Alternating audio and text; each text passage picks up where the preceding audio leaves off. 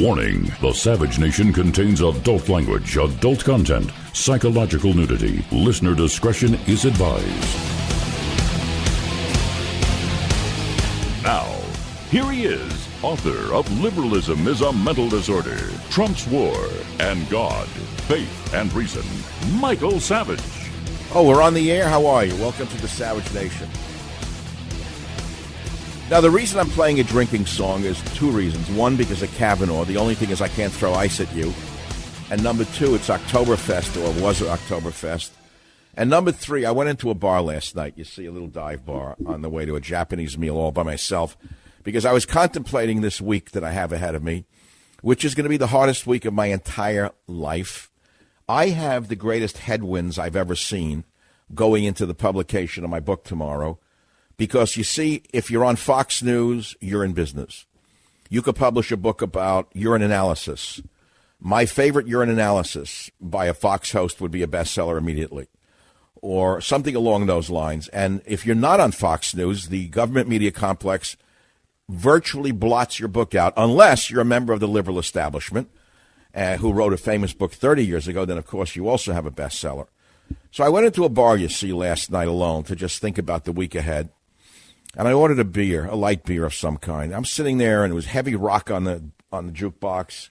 And there's a kind of pretty girl with her boyfriend playing shuffleboard, and some other guys were playing pool, and everyone minded their own business. And it was the kind of place I like when I need to be alone. And I'm sitting there, and the guy comes over. Now, I want you to understand the bartender for a minute. Maybe 30-ish, 32, pork pie hat. He had all of the bells and whistles of the hipster, you know, the hat, the scraggly beard, nice enough guy. And he says to me, "How are you?" I said, "It's a little slow in here, huh?" He said, "Well, it's a holiday weekend." And he quickly added, "But I don't celebrate the holiday." I said, "What holiday?" He said, "Columbus." I don't celebrate Columbus Day. I said, "How come?" He said, "I don't know. I don't like what he did." I said, "Well, if it wasn't for Columbus, you wouldn't be here." So he stopped for a minute. And he said, "You know, you're right about that." I said, "Well, I'm a bit of a historian. And you have to understand, can you name one nation on earth that was not founded on blood and conquest?" And he thought for a minute, the bartender did. He said, "No, actually, now that you mention it, I can't." And, you know, I learned something from that little interchange with the bartender, which is that a little bit of history goes a long way in trying to hold an argument with someone. And, of course, I'm going to pitch the book Stop Mass Hysteria, because it is a political book that's a history book. And I'm going to give you, if you get some of these history nuggets, you might be able to convince rational people to see your point of view. I'm not holding out any hope for Mazie Hirono or Dianne Feinstein or any other of the ideologues who are so beyond the ken of human dialogue, I wouldn't even talk to them. But the point is, we have to keep talking to our family members, because we are now at the point where America was not before the 60s, but before Fort Sumter. We are at the verge of another civil war. It's broken out, and I've been saying for years, stop the coming civil war. But I kept saying, you know, the Mason-Dixon line is drawn after the Kavanaugh hearings. There's no going back. It's brother against brother. It's cousin against cousin. It's wife against husband on this issue. And I don't know how to save America. And all I'm saying is, where is the Fort Sumter that will trigger this civil war? I think that Dianne Feinstein and her team of vultures were the Fort Sumter of our time. I don't know that this country can ever survive from what they did to this man during the hearings. Now, I know the hearings are behind us and we have another judge, but that hasn't stopped them. They said they're going to impeach him now. You understand what I'm saying to you? Their civil war has only just begun. So if you think you can now go back to sleep and go back to golf and go back to watching your garden hose going back and forth, you are mistaken. I'm asking you, the Savage Army, one last time to engage yourself for the midterm elections, because if you don't, you're going to lose your golf club, your golf course, your golf balls, and your watering hose, if you know what I'm saying, meaning your comfortable little middle-class life will disappear in your lifetime. That's what they want. That's what they're aiming at. So what is this thing about Kavanaugh that was so agitating? Well, they smeared a man who couldn't have been as bad as they said, and it could have been you. It could be your son tomorrow. It could be your husband tomorrow. It could be your brother tomorrow. It could be you tomorrow. because of what they've done, which is make a man guilty before proving himself innocent, is the reversal of all the laws of America, as I and many others have been saying for weeks now. But what I'm about to tell you has not been said, so far as I know, by anyone on Fox News or anywhere else, but they'll be repeating it tonight, especially my student who copied the front cover of my book, Political Zoo, with a cartoon for his book and drove it up to #1 on Amazon. Thank you very much, student. You're a real high-class piece of work. I ran into my student last year in a green room while doing a show, and he acted like the nicest guy on earth. Told me he grew up listening to me. His father loves me. Loved to have me on his show. The next thing I knew, he was copying my words in my books. But okay, Lao Tzu taught me an awful lot. But let me give you an example of what was so agitating about Kavanaugh, in addition to the Kavanaugh himself thing. Do you remember the story of the Dreyfus Affair? Maybe you remember the movie about Devil's Island, where Dustin Hoffman played Dreyfus. Well, Dreyfus was a French military officer of Jewish descent who was accused of being a spy when he wasn't a spy. Other officers had conspired to make stuff up about him. As a result, he was found guilty of treason and sent to Devil's Island. And the comparisons of the Dreyfus Affair to Kavanaugh are pretty strong because they haven't stopped the blood libel against Kavanaugh. Just as the blood libel was kept up in France against Dreyfus for a very long time by the anti-Semitic officers, so too are the anti-Americans in America continuing the blood libel against Kavanaugh, as they have against Donald Trump, as they have against every conservative in the media. It's a rotating, moving field of targets. Well, that's what I want to talk about, because unless we talk about it, I don't think how we're going to cure this thing. Now, here are the topics I want to talk about. Savage converts a bartender. I've compared the persecution of Kavanaugh with the Dreyfus Affair. I'm talking about my book, which is tomorrow, and the Army's going into the stores to stop mass hysteria. You're going into the bookstores during your lunch break, after work, and you're going to bring your cell phone cameras, and you're going to take a picture of the books to see that they're properly up front in all of the major stores. You're going to take a picture of the clerks as they tell you the book is under Jenny Has Three Mommies, or they don't know, never heard of it. You're going to take a picture of the clerk telling you that if you can't find it, you're sending it to me. But we're also going to talk about, should Trump's IRS remove the tax-exempt status from Soros-backed groups and the ACLU? This is perhaps the most important question of the week.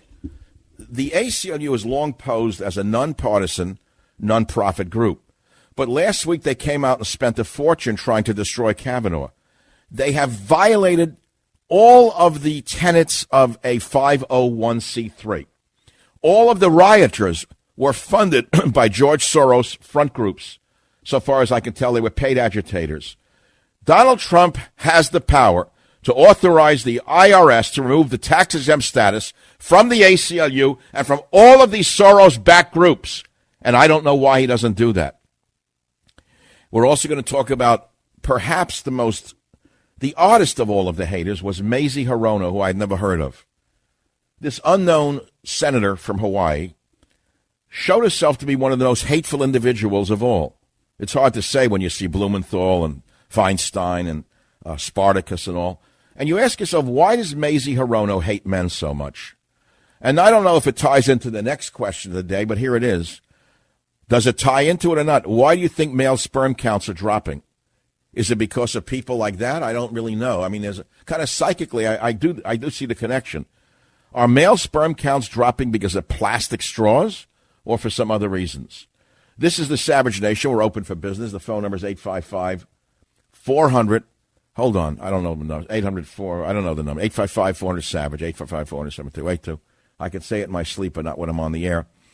I would also like to direct you to Breitbart.com, where Aaron Klein's article came out this morning. He's one of the few people in the media who is independent of Fox News, independent of the little dictators over there who make sure that unless you are kicking up to those at Fox, you're never heard from. But he did a great interview with me over the weekend, and the article is entitled, Michael Savage, Left's Orchestrated Mass Hysteria Over Trump Must Be Stopped. I also was on Newsmax TV this morning. Many of you saw this, and we're going to get some of you calling on that, which is interesting. So we're going to talk about these topics. We also have Robert De Niro mocking Kavanaugh again. at a charity gala. I thought he had gone away and stopped recognizing that many people who voted for Trump also used to like Robert De Niro when he made believe he was an Italian tough guy. But here he is again, doing the very same thing again, and we have the sound for you. Well, this is the Savage Nation. Should the left wing's organizers of mass hysteria be arrested for provoking civil war? I'll let you mull that one over as well with your mulled wine. Savage.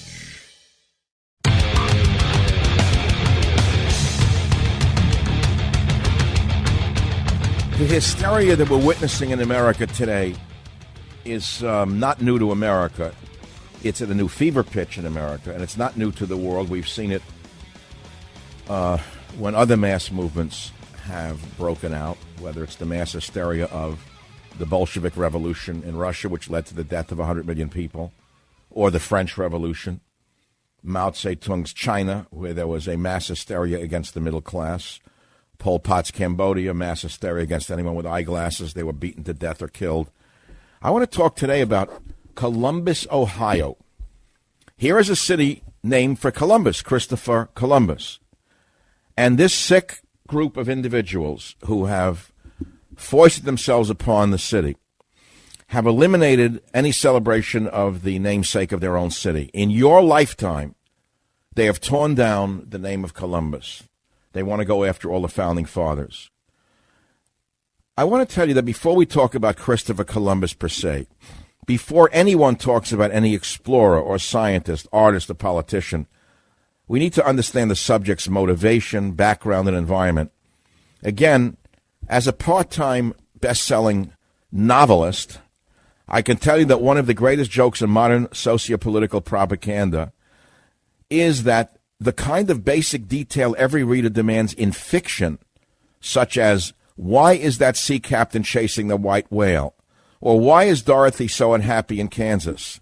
Somehow this is not required to be present in real life, in the memes and tropes and mantras of the left and right. In other words, fiction has to be more real than reality. And that's not surprising. If the mainstream media had looked carefully and objectively at the backstory of Barack and Michelle Obama, the Obamas never would have lived in the White House. And if we give Columbus the courtesy due any historical subject, it would not be possible to manipulate gullible social justice warriors into upending his statue or that of Robert E. Lee or anyone else. And I'm going to talk about that. And I'm reading to you now from page 52 of Stop Mass Hysteria, which is the most important political/historical book of our time. And I'm going to continue to show you how insane it is that statues of Columbus are being torn down across America by the Maoists of our time, and that Columbus, Ohio itself is not even celebrating the holiday. As anyone who went to school before the PC police started scrubbing the curricula of anything that some minority might find offensive, they would know that Columbus sailed from Spain. That nation has always been a hotbed of religious turmoil. In the 11th century, more than half of Spain, the southern portion, was under Muslim control and known as the Caliphate of Cordoba.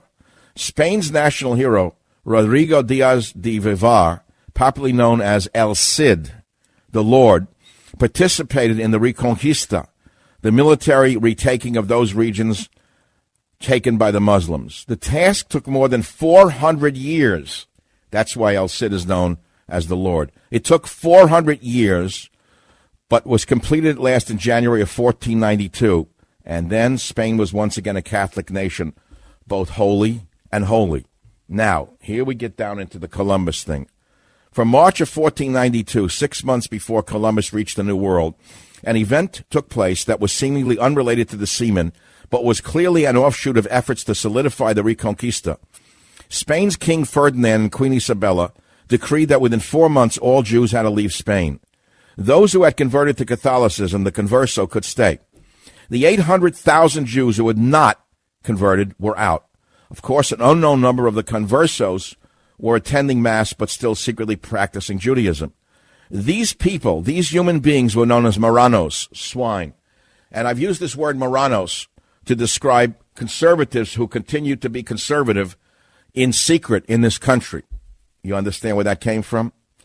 Let me continue. There is good evidence that Columbus, whose Spanish name was Cristobal Colon, was Jewish, probably or possibly a Marrano. The evidence is found in the will he signed on March 19, 1506. In it, he honored the Jewish custom of leaving a portion of his wealth to the needy. He specifically named a Lisbon Jew as the beneficiary of a portion of his estate.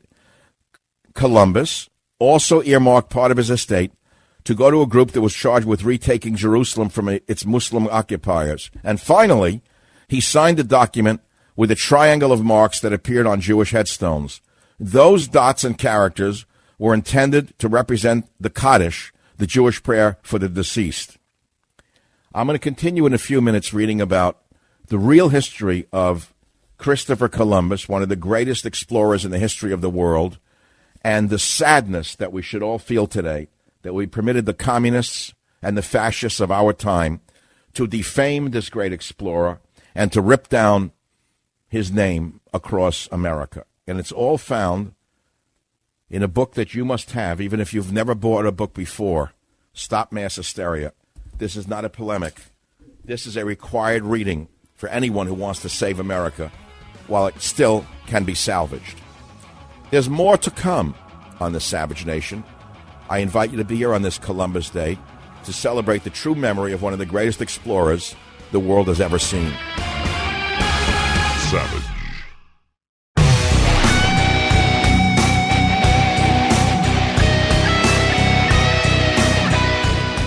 So I'm trying to sound the alarm bells, which have not yet gone off in America. The left has conducted a civil war for a long time, and then it became an uncivil war in recent times.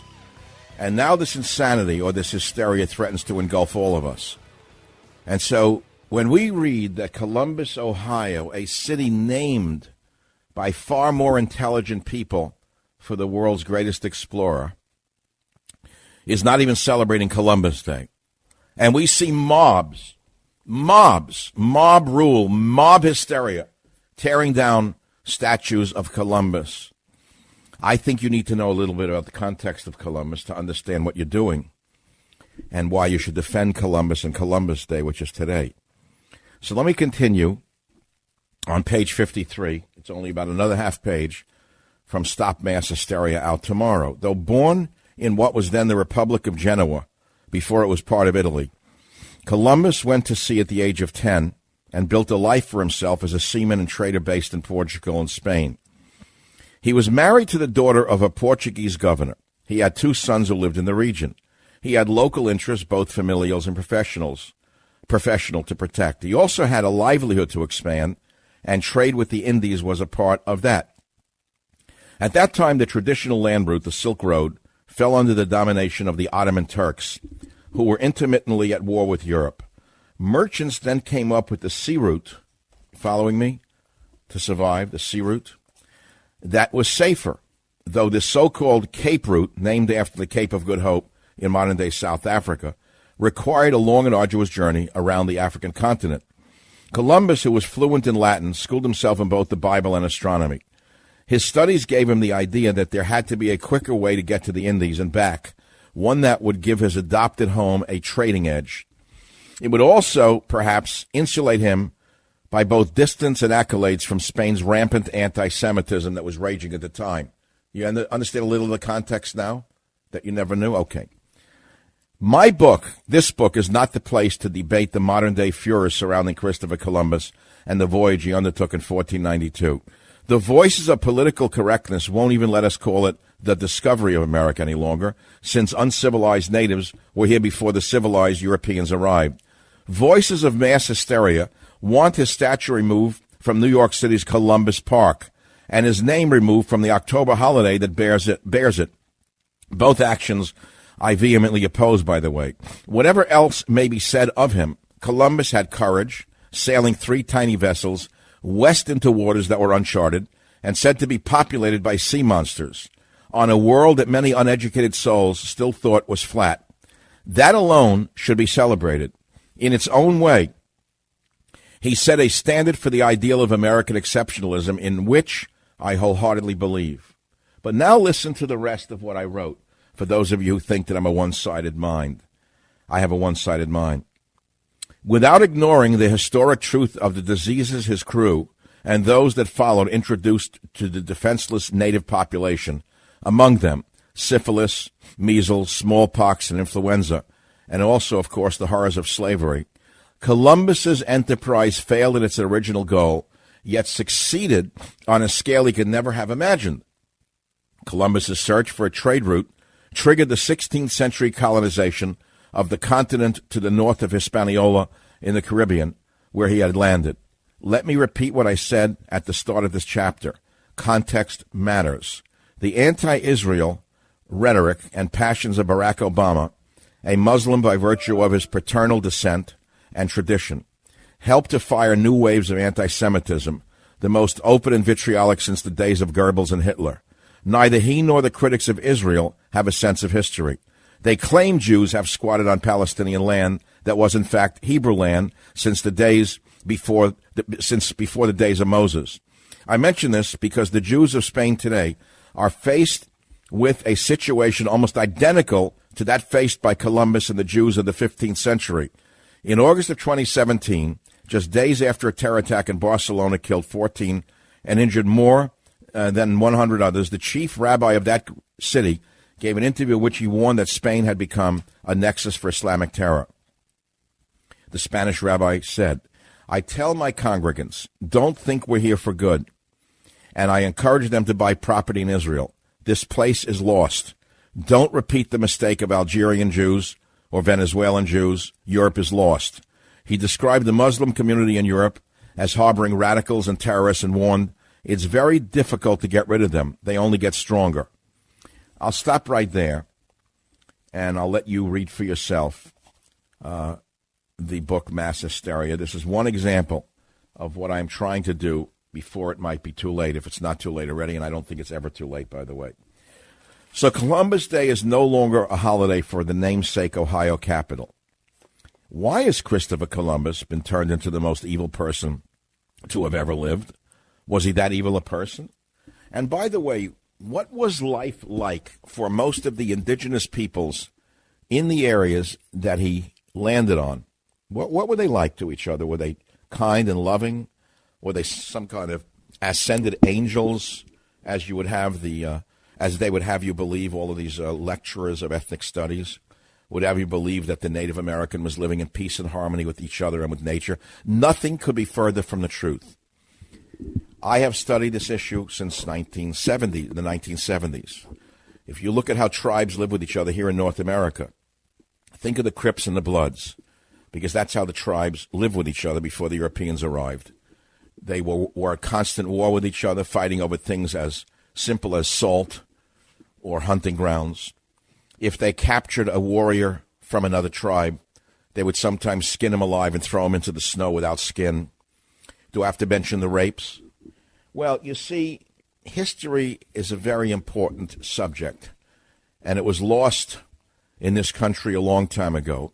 It is even lost today, where the Common Core curriculum is not even being taken down by the Trump administration. I don't know if you know this, but we thought that we'd be getting rid of the Common Core curriculum, but we haven't. Betsy DeVos has not done that. She's the education secretary who is castigated by the left, and yet she's not done much to eliminate the Common Core curriculum. Anyway, you could see all of these ideas interconnect with each other.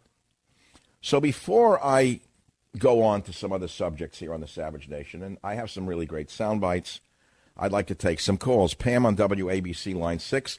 Go ahead, please. Hello, Dr. Savage. I so appreciate your historical knowledge, and I just want to let you know that I've been listening to you since the 80s, and you've taught me so much. Now, are you listening to me on the radio or on a stream? On the radio in my car. Well, come January, you're going to have to listen to me on my podcast. You know that? No. Oh, yeah. Yeah, I'm sorry to tell you, yes. I can't give you the reasons. To me, they're all political, but nevertheless, you'll still be able to catch the show only on a podcast. But what's your main point? My main point is that I was having a conversation with a friend of mine about the holiday today, and I looked on my phone. It's only to be in shock and sadness to see that, it's no longer called Columbus Day on these electronic calendars. It's called Indigenous Day, and I was shocked. I guess I'm a little ignorant about why. And no, you're not ignorant. That's an example of what the left does when they take over a society. They tear down the monuments of that society and replace them with their own. I'm surprised they don't call it Karl Marx Day, because that's coming next. I mean, if you think that this is a joke, you're mistaken. The radical left has now infiltrated every avenue of this country in their long march to take over this country and convert it into a communist dictatorship. That's what you witnessed with Kavanaugh, which was what you saw with the tactics of the communists in the Soviet era, where they condemned a man to death without a trial. That's what you just saw. I totally agree with you, and I only realized that because of what I've been learning from you over all these years. Well, maybe I'm the most dangerous. Maybe I'm the most dangerous man in America. Maybe the Democrat committee missed their target by focusing on Kavanaugh. Maybe they ought to focus on me. Maybe knowledge is the most dangerous thing to Dianne Feinstein, and she ought to really make every effort she can to make sure that knowledge is not permitted in America. Only propaganda from the Democrat Party. Well, I hope you go out to the bookstores tomorrow and avail yourself of my great political history book, Stop Mass Hysteria. Do you intend to be in the bookstore? I have been, I'll probably do it online. I don't have a bookstore near me, but maybe I'll be a little more diligent and seek out a product. You know what? I'm going to send you a free copy because you're such a nice, loyal listener, and enjoy me until the end of December. 855-400-7282. Let's go to KMAJ in Kansas. Mark awaits us on line one. Mark, what's on your mind? Dr. Savage, I will make this quick. I got to see you on Newsmax from noon to 12:15 at lunchtime today. I want to encourage every single person that saw that to call in and let Newsmax know, and they need to hear loudly that we want you on Newsmax. Now, how did you come to watch it? Where'd you watch it? On television or on how? On TV. I got to see you speak, and... Well, wait, I want to just back it up. I mean, this was only an hour ago because I did it live from the very studio I'm in right now. I'm wearing the same shirt that I wore, and I'm in the same broadcast studio. I'm on. But what gave you the ability to watch TV at noon, your time? Yes, sir. Central Time, Kansas. No, but I'm saying, were you home at the time or what? Yes, sir. I was home at lunchtime, and you were on. You came on right after 12 o'clock to 12:16. Well, here's the question: why did you turn Newsmax on? What motivated that? Because I watch Newsmax all the time now. And do you work with them in any way? Is this sort of a commercial? I don't mind if it is, but truthfully, do you work with them? No, I don't. But well, they're a refreshing alternative to Fox News, which is the dominant conservative outlet out there, if you want to call it conservative. But they've tried to suck the oxygen out of everybody in the business except people who are on their payroll. And I think that's a damn shame. I think that there's too much collectivist mentality at Fox News right now. People are starting to rebel against it. And I'm glad that there is a Newsmax TV out there as an alternative, to be frank with you. At least I had a chance to discuss my book. Where else are you going to see me? Nowhere. Well, thanks for that call. I really didn't know how many people would have seen that. That's very nice. And again, the article on Breitbart, why don't you patronize that? It costs you nothing, Breitbart.com. Download Aaron Klein's interview. I did that on Saturday. We also have a couple of other questions. I want to not just do this all day.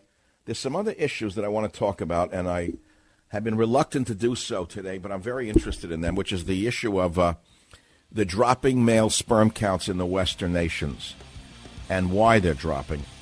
And also, should Trump make his IRS remove the tax-exempt status from the ACLU and all Soros-backed groups that are engaging in violence and street actions?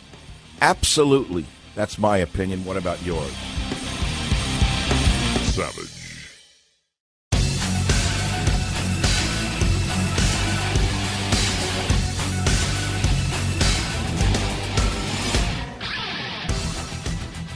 Let me ask you something. What's better than sleep at night? Well, don't answer me. It's a family show, but I got to tell you, I've been sleeping on my Casper mattress, and I really love it. I'll pick it over any mattress I ever had. It really does help me get the best night's sleep.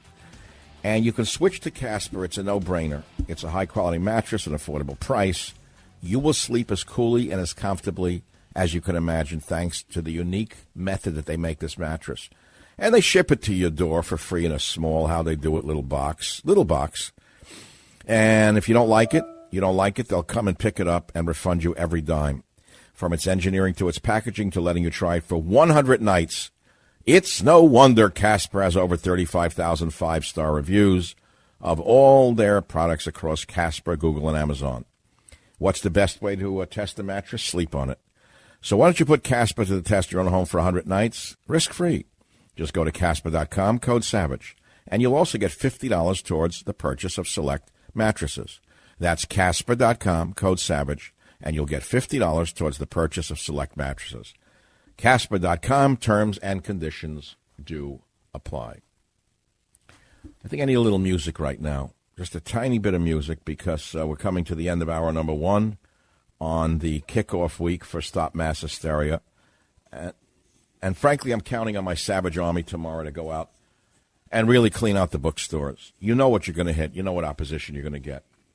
Now, as you well know, I'm banned on Fox News because they're not fair and balanced. They're a cartel, and only their authors and the friends of their authors get on that network. I said they're not obligated to put me on, so I've had bestsellers without them, and whether or not I have one this time is very important for America, not that important for me. I got to make that very clear. Turn the music off. This is so important. Let's say this book sold millions of copies. What would it say? It would send a message to the left that not only their books and their followers and their people count, but that we count. And here's the part that irks me. One thing you got to hand the left is they all stick together. That's the one thing you got to hand them, and they support each other. You take a hack like that guy the Watergate guy, Berkowitz, I don't remember his name, Berkowitz and Schmerkowitz, the two of them from the Watergate era. The guy writes a book, and they say it sold 1 million copies the first day.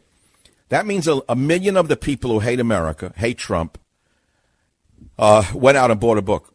Why is that? Why did they support each other? And why do you sit home and not do it? I don't understand it. Is it that are we more poor than they are?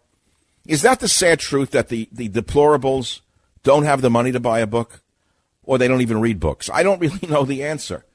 It can't be they don't read books. I mean, God, Faith, and Reason was a shocking bestseller. Trump's War was a bestseller without Fox News. But then again, I had to get beaten up in the street for Trump's War to make it that big. You do know the backstory to that one, don't you? The Drudge Report covered the book.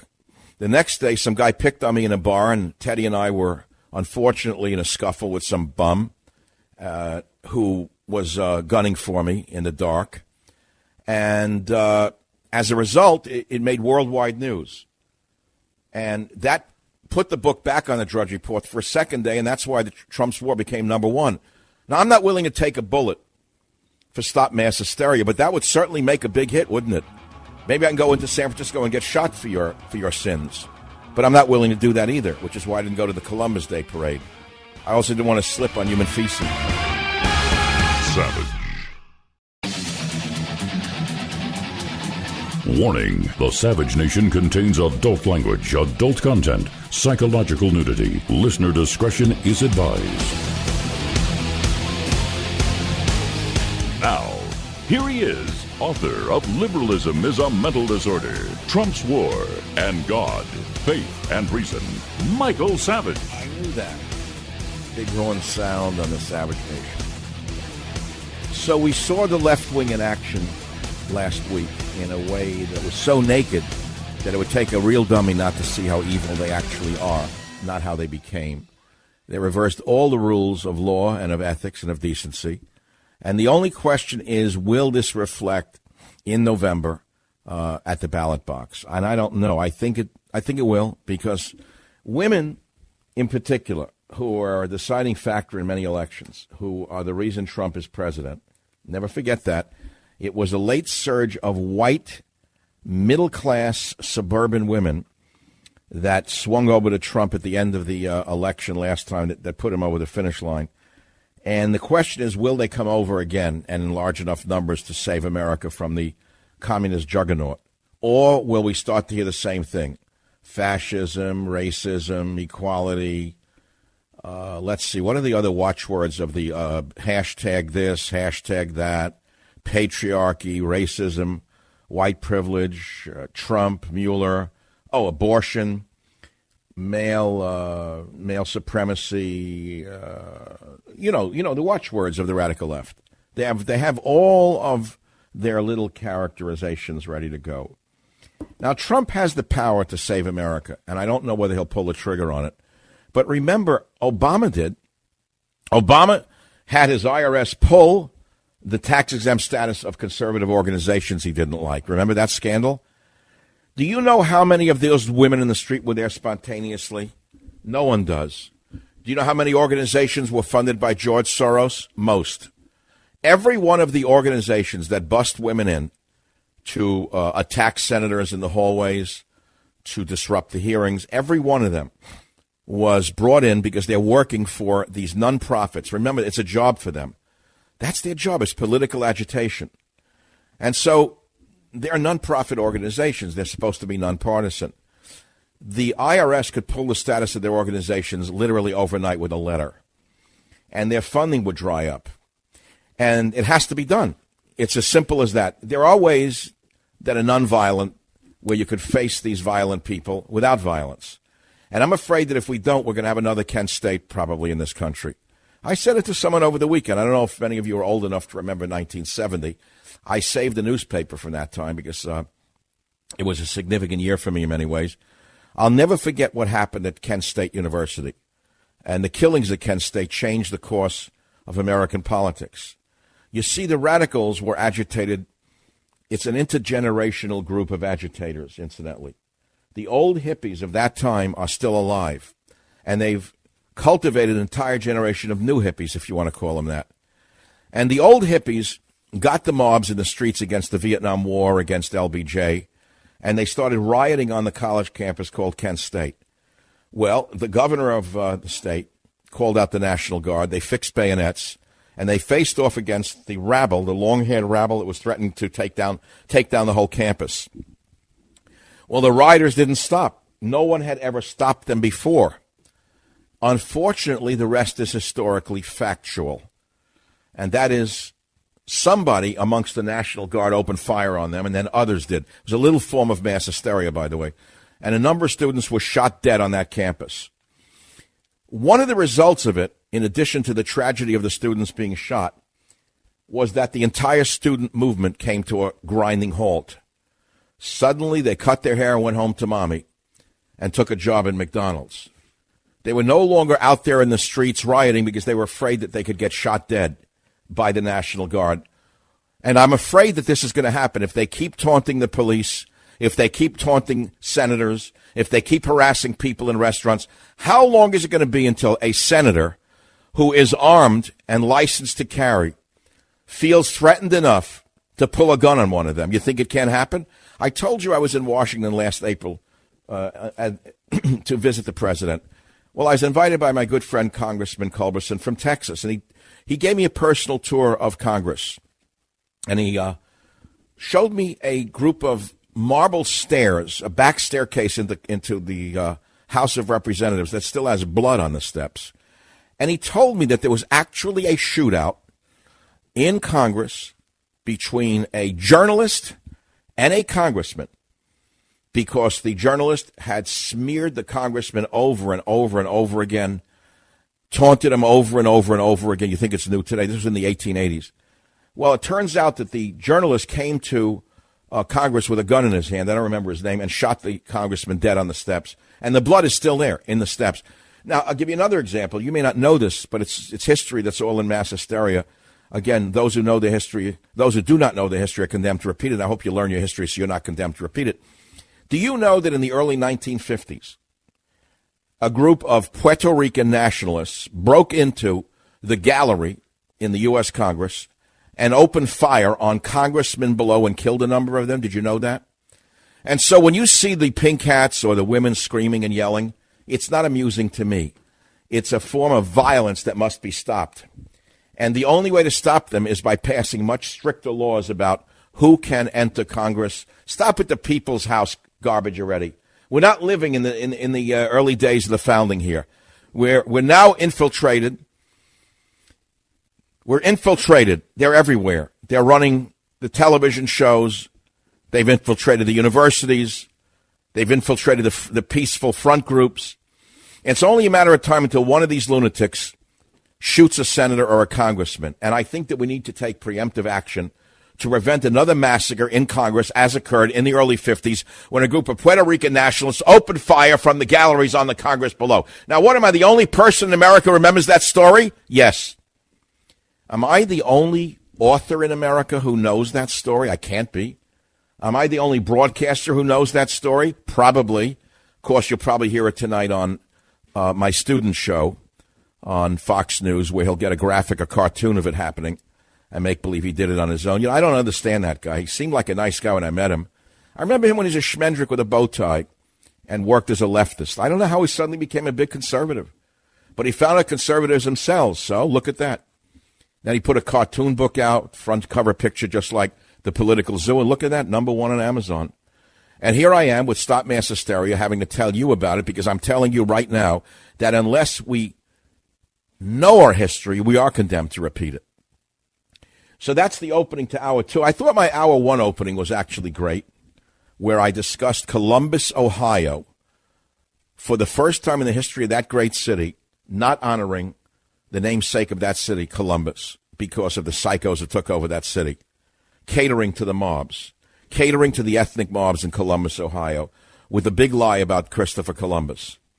And I gave you a true history of Christopher Columbus, including the context of the world in which he lived at the time and what impelled him to make that great discovery of America.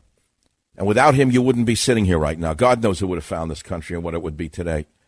The point is that the history of Columbus is so important for you to know, and is concisely contained in 2 pages in Stop Mass Hysteria. If for no other reason, it's worth reading that book. That's all I can tell you. But that's one of hundreds of different facts that you will find that you need. And I don't want to oversell the book. I want to go into the subject of the day, okay? So let's take a quick call before we break on so many different topics. A lot of you are calling on the sperm count. I want to see about that one. There was a report that male sperm counts are so severely down in Western nations that they're afraid that the entire West could collapse entirely. What do you think is the reason for the collapse of the male sperm count? I don't think you understand what that really means in terms of the fact that it's not like a schmendrickly-looking guy. Some of the toughest-looking guys with the abs and the biceps and the lats and the schmats and the glutes and the schmoots are impotent, basically, and not only impotent, but they actually have a very low sperm count that's too low to actually bear a child. Did you know that? Why? What is doing it? WABC, Shawnee, line 1. What's driving the sperm count down? Oh, hi. Happy Columbus Day to you. Yes, happy Columbus Day. May his memory be forever.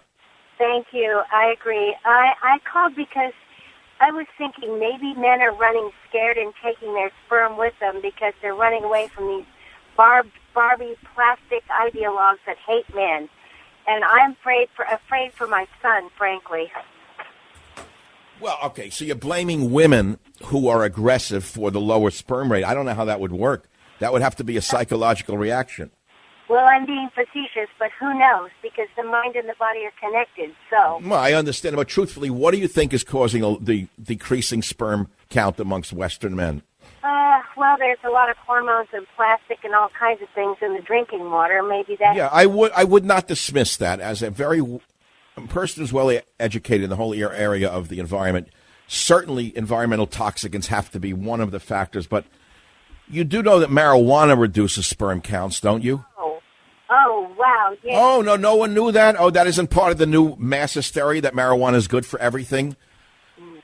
Oh, yeah, marijuana drives sperm counts down, not up. I guess you didn't read that in the New York Times or the Daily News. It's now the cure-all for everything. That's part of the mass hysteria. Marijuana is one of the reasons. The stress is another reason. Sitting in front of a computer is another reason. In fact, sitting alone makes sperm counts lower, incidentally. In other words, I don't want to get into the biology of it, but it's pretty obvious. A man is designed so that his sperm is housed in a organ that is outside of his body in order to keep them cooler than the body temperature. Okay? That's the way it was designed.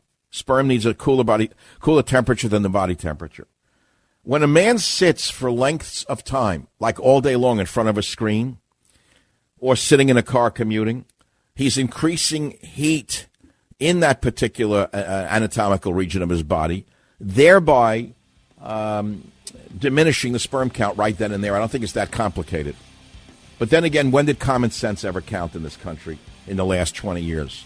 So there's your answer. Now, Shawnee, are you going to go to a bookstore tomorrow for me or not?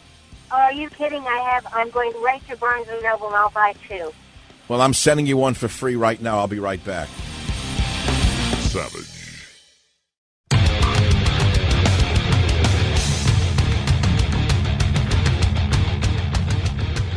Hey, did you hear by now that hackers exploited a security vulnerability at Facebook, potentially exposing the personal information of nearly 50 million accounts? Attackers stole access tokens, which they could then use to take over people's accounts. Now, access tokens are like digital keys that keep people logged in so they don't need to re-enter their password every time, right? Facebook says they fixed the vulnerability and they inform law enforcement, right? Well, great. Well, with your personal info from a data breach, criminals can open accounts, file tax returns, buy property. There are so many threats in today's connected world. It takes one weak link for them to get in. That is why it's a good thing LifeLock Identity Theft Protection has the power of Norton Security to help protect you. We know no one can stop every cyber threat, prevent all identity theft, or monitor transactions everywhere. We know that. But, you know, new LifeLock with Norton Security can see threats you might miss on your own. Will you please go to LifeLock.com or call 1-800-LifeLock using promo code SAVAGE. You'll get an extra 10% off your first year, and you're going to get a $25 Amazon gift card with annual enrollment. That's 1-800-LifeLock or LifeLock.com, promo code SAVAGE. Terms do apply. Charlie, on WABC Line 1, you're calling on why male sperm counts are down in the Western world. Yes, sir. I believe that there's a significant amount of damage that's being caused by pornography. I agree 1,000%. I have read anecdotal stories of marriages being destroyed, lives being destroyed, brains being destroyed. There's no limit to what the damage that pornography has done to this country. There's no end to it. And that sperm count issue, I believe, is directly affected by it. I think that men are sitting, as you said, for long periods of time at a screen. They're utilizing pornography to instead of having sex with their wives, and I believe there's a million different reasons why they're doing that, but it's having its causative effects, and they're going to be much more profound as we find in the future. Well, we know that porno websites are amongst the most popular in the world. There's an article on the Drudge Report right now, web traffic race. CNN beats Fox News. Can you believe that? Drudge beats the New York Times and the Washington Post. He's an independent. And guess what dominates? Porn sites. Porn sites are dominating web traffic. Now, you could argue that's part of the free market, or you could argue that a sane nation would not permit this any longer. That things would be done because they're destroying an entire generation. Forget older people. I'm talking about children who you know and I know are being forever warped. I am talking about couples who are in couples therapy because they can no longer have normal sex because the husband has been watching BDSM and wants the wife to participate in it. You don't have to call to confirm it. The husband watches this stuff. He no longer gets aroused by normal male-woman relations, and he wants the craziest stuff you could ever imagine and then some to be done in the privacy of his own home. And the woman doesn't want to go along with it, or she goes along with it and she feels no connectivity with the man. She does it just to please him and to have a little sex, but it's not what she wants, which is she wants love. And as a result, the marriage starts to unravel. This is all traceable to the filthy, dirty, sick pornographers or so-called adult film stars, like the one who accused Donald Trump of various things. She's suddenly an icon of America. Adult film star. I love the word adult film. I don't know. To me, that's not an adult film. Where did it come? Adult film. Tying people up in a rubber mask. That's an adult film. Beating somebody up. That's an adult film. Humiliating someone, beating somebody up. That's an adult film. Okay, well, there are cycles to everything. And as I tried to explain to you last week, for every action, there is an equal and opposite reaction. And you haven't seen the reaction yet. Oh, no, you have not. If you think that the Kavanaugh hearings were the end of that fight, no, that was the beginning of the war that we are in. It was not the beginning of it. It was the best example in our time for the world to see of how low the left will go to destroy a person who does not advance the agenda. And I think that we could see a Supreme Court making pornography illegal again. How do you like that? Wouldn't that be amazing? Savage.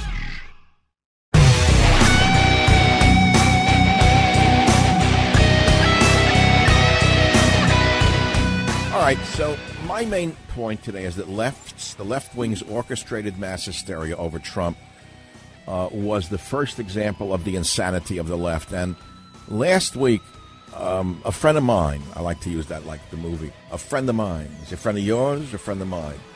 Friend of mine, Aaron Klein. He's a friend of mine. Is he a friend of yours? I don't want to do a De Niro on you, but a friend of mine, Aaron Klein, who's a true journalist, not only because he likes me, but he actually is a true journalist, came out to San Francisco, and I took him to dinner at Aliota's, and we had a great time. I never met the guy. I've known him for years. He's had a show in New York for years. And he said, I want to interview you about, stop mass hysteria. And he did. And we did it on Saturday. I was hoarse by the time it was over. And I want you to listen to just a few minutes of Aaron Klein interviewing Michael Savage on my latest book. You can see it on Breitbart.com or on michaelsavage.com. But let's listen for a second or two.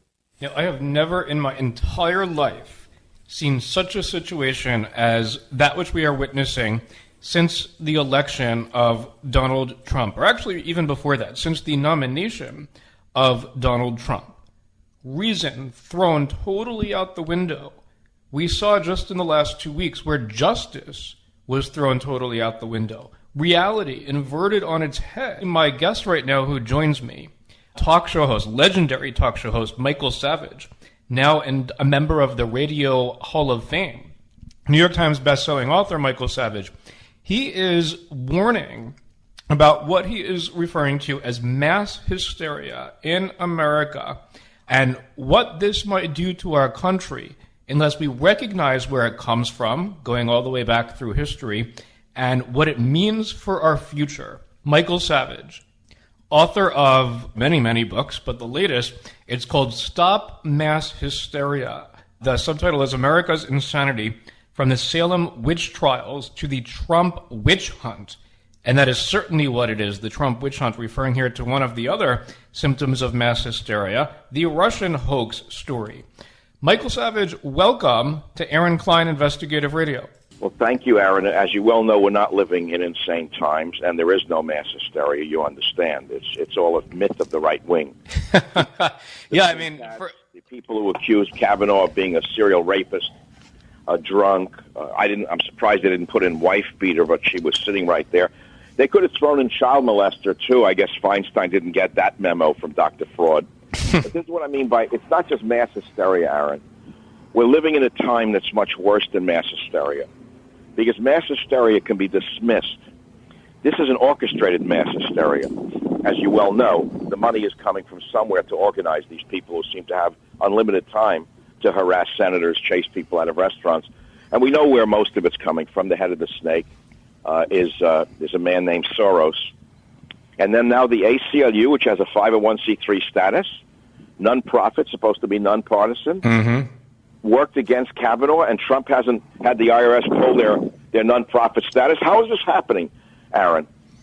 But it's the perfect timing for your book to come out the last few 2-3 weeks after a clear mass hysteria on Kavanaugh. First of all, can you define what you mean when you say mass hysteria so that people understand?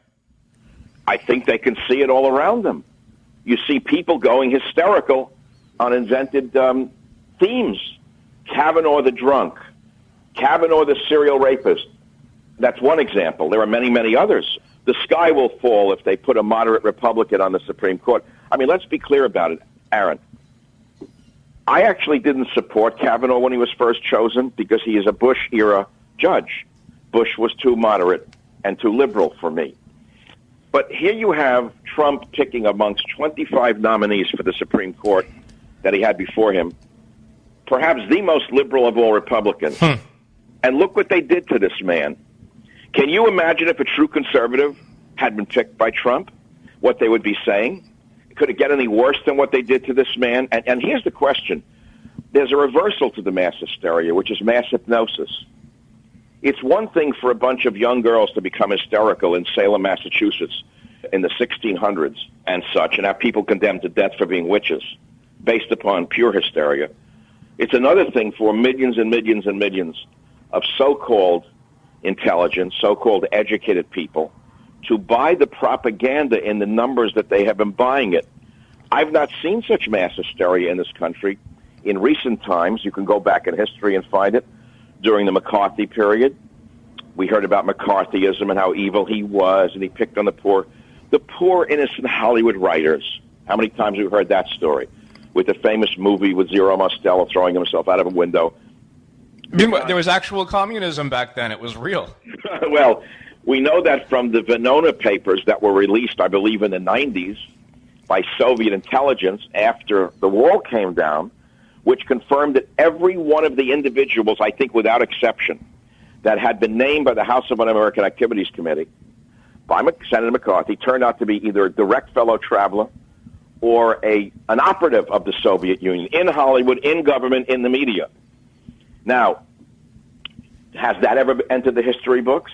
Well, the opposite. Those people now entered government under Obama. I mean, you had, for example, the Institute for Policy Studies, which was a Marxist group where communist agents were literally hanging out in their lobby, and then they were helping Barack Obama write plans to defund the military. They were helping the Obama administration and the Center for American Progress, which helped Obama come up with all of this, write legislation. So it's sort of a vicious circle. But have you seen anything, though, like the mass hysteria right now, under Trump? Why all of the sudden has mass hysteria been put on steroids under this specific administration? And you write in your book, you have three mega examples, including Maxine Waters basically calling for violence against Trump cabinet members, calling for them for, quote-unquote, pushback against them if they're seen in public.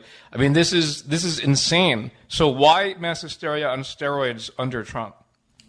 Because they had the country almost under lockdown. Before Trump won, they were pretty sure Hillary was a shoo-in, right? Oh, yeah. Okay. So once they got their girl in office, that would have been the end of America as we know it. They had the Supreme Court. They knew she'd be in. They knew that there were going to be appointees. It would have been over for 100 years, 50 years at least. All of a sudden, out of nowhere, there comes a businessman, a showman, and here we are, and they went insane. They've tried everything. You notice we haven't heard much about the Russia collusion story since the Kavanaugh? Which is another mass hysteria piece of insanity. But did you notice how they shifted from Russia collusion to Kavanaugh, the rapist? Mm-hmm. They're form shifters. They're shape shifters. Reptilians. Like the monsters that they are. So now they know. What are they going to lose now that there's a moderate Republican on the Supreme Court instead of another assured? They call it a swing voter. That's nonsense. He was not a swing voter. He always voted with the liberals by and large. So what are they facing here? Why Kavanaugh? Why now? What they're afraid of with the fact that we'll have a conservative majority. This is, to a large extent, the people who opposed him the most. I really dug into this in great detail. Who were the people who accused him the most of this rape? Well, we'll start with Dr. Fraud. And I studied the research that she has done, that she put her name on. There's a few papers on which she has her name. I was the first to do it, given that I know research. And lo and behold, guess what I found? She published papers on the use of the morning after drug for abortion to treat women for depression. That means she's owned, in my analysis, by the abortion industry and the abortion drug industry. This is billions of dollars a year, Aaron.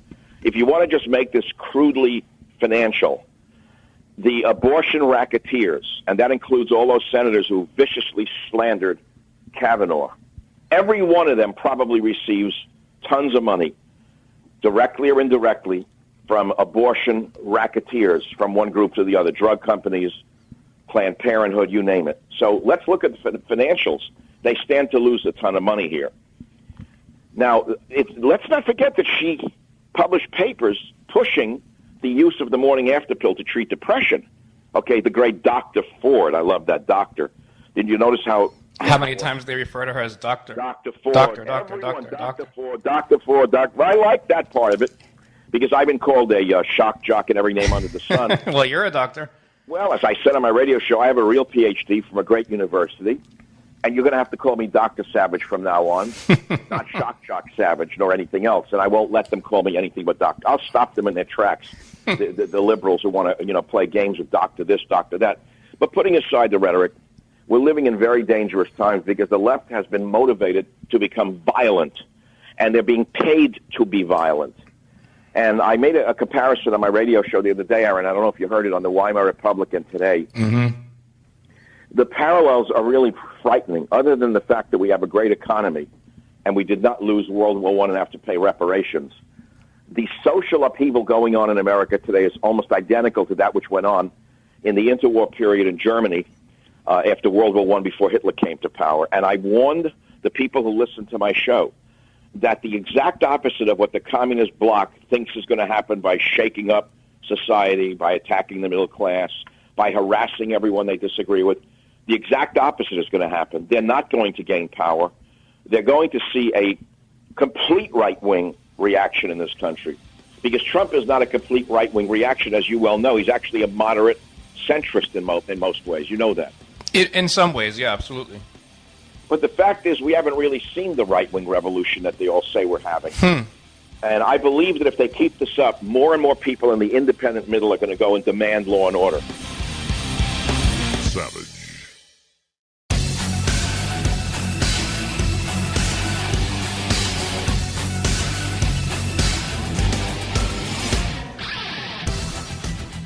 This is not Spartacus. This is Savage. I do not declare myself Spartacus as Mr. Booker did, because that became a mockery of the word Spartacus, obviously. And he was a big loser in this, by the way. You know, you ask who were the winners and losers of what went on last week.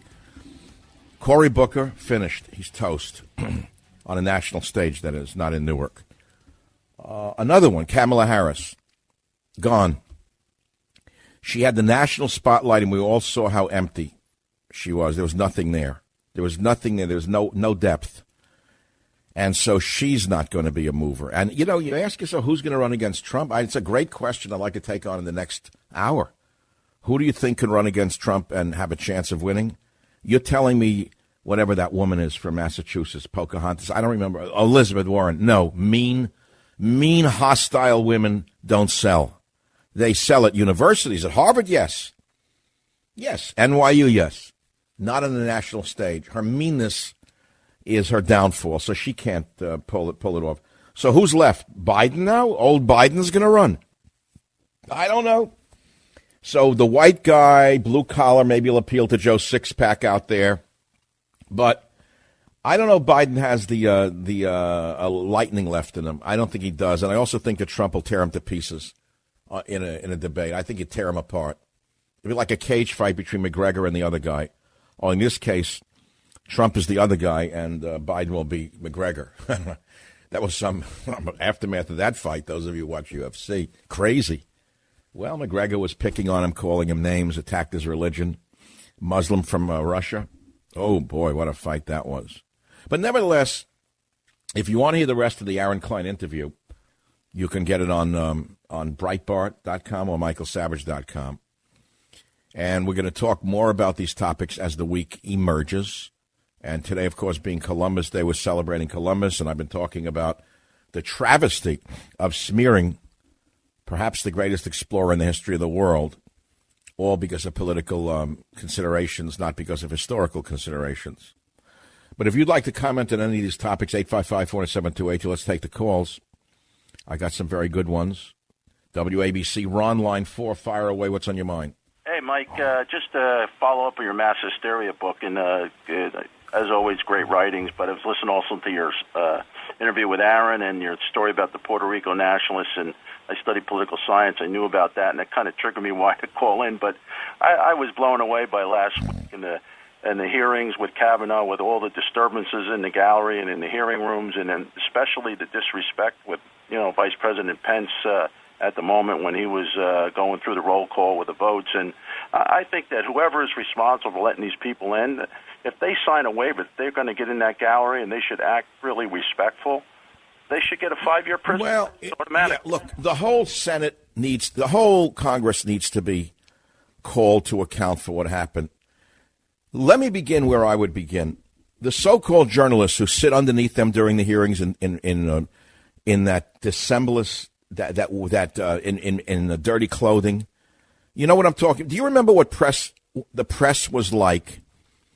Let us say in a more reasonable time in America. Did they ever come around dressed like bums and sit on the floor underneath the people in the hearing? Did they ever do a thing like this before? It started when? 15, 20 years ago, where they no longer had to wear a suit and tie, and they no longer had to show any respect for the people on the podium there.